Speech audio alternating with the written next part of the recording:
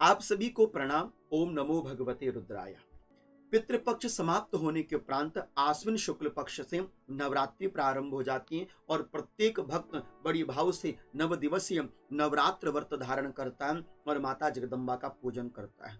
किंतु नवरात्रि से पहले पहले हमें कौन कौन सी तैयारियां करके रखनी चाहिए, क्या क्या विशेष कर लेना चाहिए, जानते हैं आज के इस वीडियो में। आप सभी जुड़े सनातन धर्म गिरीशानंद शास्त्री यूट्यूब चैनल के साथ। आइए आज कुछ अच्छा सीखने का प्रयास कर लेते हैं। 15 अक्टूबर सन 2023 इतवार से आपके नवरात्र प्रारंभ हो जाएंगे। जब श्राद्ध समाप्त होने लगे और नवरात्रि प्रारंभ होने लगे, तब आपने प्रथम कार्य करना चाहिए कि आपने अपने घर की सफाई करनी चाहिए, क्योंकि श्राद्ध समाप्त होने के उपरांत पूरे घर की साफ सफाई अवश्य करनी चाहिए। अपने घर के जो पुराने वस्त्र हैं उनको धोइए, अपने जो घर की बेडशीट है उसको बदल दीजिए, पर्दे इत्यादि हो तो दूसरे आप लगा दीजिए। घर की जितनी साफ सफाई आप श्राद्ध समाप्ति के बाद और नवरात्रि प्रारंभ होने से पहले पहले कर सकें, ये पहला कार्य आपने कर लेना चाहिए। साथ ही साथ आपने यह कार्य भी कर लेना चाहिए कि नवरात्रि प्रारंभ होने से पहले आपने अपने मंदिर की साफ सफाई भी अवश्य कर लेनी चाहिए। मंदिर की साफ सफाई आप अपनी श्रद्धा और निष्ठा से कीजिएगा।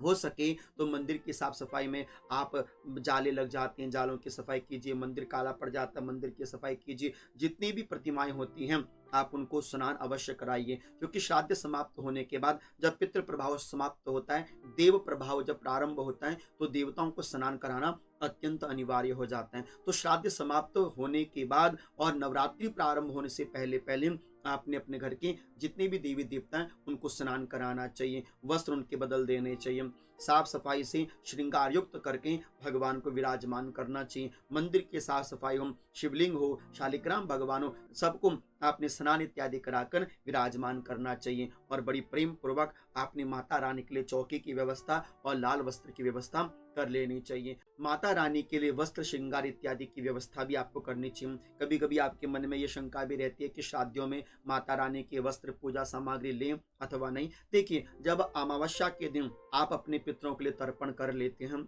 गौ को गौग्रास दे देते हैं, सारी प्रक्रिया जब भूमिकाएं आप निभा लेते हैं, ब्राह्मण भोजन इत्यादि करवा देते हैं अथवा ब्राह्मण को अन्नदान दे देते हैं, तो उसके बाद होना चाहिए कि आपने स्नान इत्यादि करके फिर माता रानी के लिए श्रृंगार, वस्त्र, आभूषण, नवरात्रि की सामग्री जो भी आप एकत्रित करना चाहते हो वो सब एकत्रित करके आप अपने घर में रख सकते हैं, ला सकते हैं। क्योंकि उसके अगले दिन से तो नवरात्रि प्रारंभ हो जाती है। जैसे 14 तारीख को अमावस्या तिथि समाप्त होगी और 15 तारीख को आपकी नवरात्रि प्रारंभ हो जाती है। तो आप अमावस्या में पितरों के लिए सारा कार्य करने के उपरांत माता रानी के लिए वस्त्र, आभूषण, श्रृंगार सामग्री जो है वो आप लेकर आ सकते हैं। लेकिन प्रातःकालीन समय में 15 अक्टूबर की प्रातःकालीन समय में आम के पत्ते लेकर आना, कलश के लिए पुष्प इत्यादि लेकर आना, जो भी ताजा सामग्री है वो आप नवरात्रि के ही दिन लेकर आइएगा। ये छोटी सी जानकारियां, इसको भी आपने समझना चाहिए। नवरात्रि प्रारंभ होने से पूर्व पूर्व आपने ब्राह्मण की स्थापना भी कर लेनी चाहिए, अर्थात कि पंडित जी से कह देना चाहिए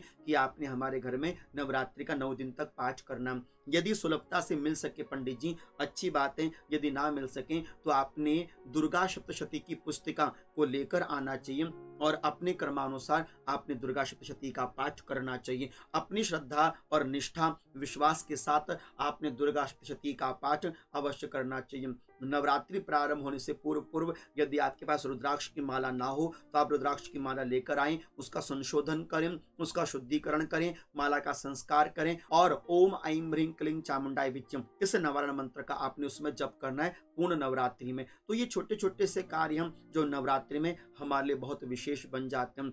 आपने नवरात्रि बहुत प्रेम से श्रद्धा युक्त भाव से करनी चाहिए, क्योंकि नवरात्रि मात्र केवल उपवास नहीं है, नवरात्रि साधना है, शक्ति साधना है, संपन्न साधना है, माँ भगवती को अपना बनाने की साधना है, उनके साथ जोड़ने की साधना है, सात्विकता को उतारने की साधना। इसलिए लहसुन, प्याज समस्त चीजों को आपने बहुत दूर रखना है, ब्रह्मचर्य का पालन करना है। नवरात्रि व्रत करने वाले को भूमि शयन इत्यादि जो आपसे बन सकता है उतना करने का प्रयास करना चाहिए। आशा करता हूं कि नवरात्रि से पहले पहले और श्राद्ध समाप्त होने के बाद हमने क्या क्या करना चाहिए, विशेष तैयारियां, वो मैंने आपको समझा दी। वीडियो आपको अच्छी लगी है तो शेयर वीडियो को अवश्य कर देना।